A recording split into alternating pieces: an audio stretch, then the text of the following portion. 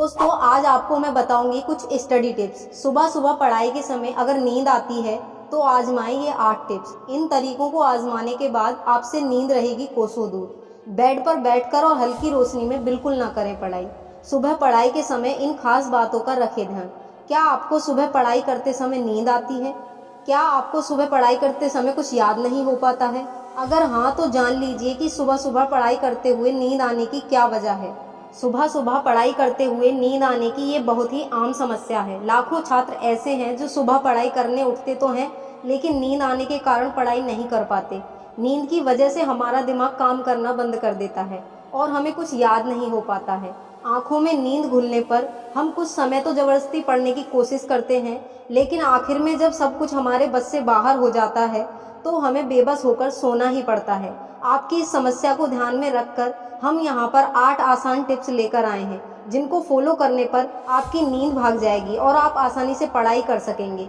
Number 1, अच्छी रोशनी में करें पढ़ाई। सुबह उठने के बाद बहुत से विद्यार्थी सिर्फ एक स्टडी लैंप जलाकर पढ़ाई करने की कोशिश करते हैं। एक लैंप की वजह से कमरे के बाकी हिस्से में तकरीबन अंधेरा रहता है। इस कम रोशनी और शांत वातावरण में नींद आना स्वाभाविक है। ऐसी स्थिति में स्टडी रूम की लाइट ठीक रखें।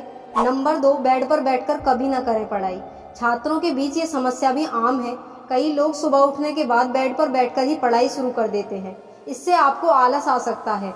आप धीरे धीरे लेटकर पढ़ने की कोशिश करेंगे और फिर नींद आपको अपने आगोश में ले लेगी। इसलिए पढ़ाई करते समय हमेशा कुर्सी पर सही ढंग से पीठ सीधी करके ही बैठें। सुबह उठकर ताज़ी हवा लें और टहलें। सुबह उठने के बाद अगर आप तुरंत पढ़ाई करने बैठ जाएंगे तो जाहिर है आपको नींद आएगी ही।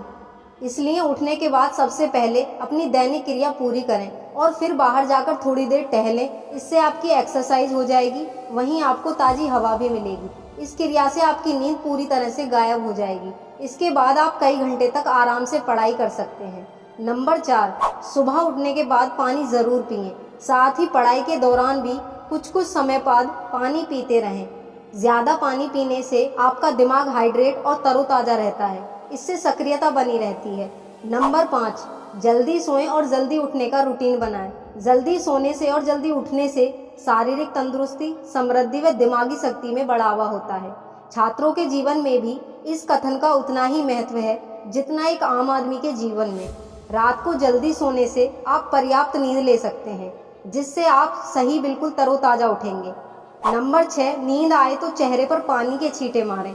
एग्ज़ाम के दौरान देर रात तक लगातार पढ़ने के बाद अगर आप सोते हैं तो सुबह उठने में मुश्किल होती है।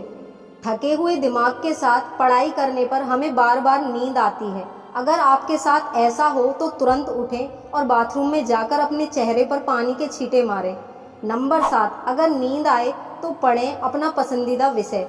पढ़ने के बाद वह याद करने के लिए सुबह का समय बहुत अच्छा माना जाता है। सुबह पढ़ा विषय अच्छे से याद होता है। हालांकि अगर पढ़ते हुए आपको नींद आती है तो आप सुबह पढ़ने के लिए वह विषय चुनें जो आपका फेवरेट हो, जिन्हें आप आसानी से समझ व याद कर सकते हैं।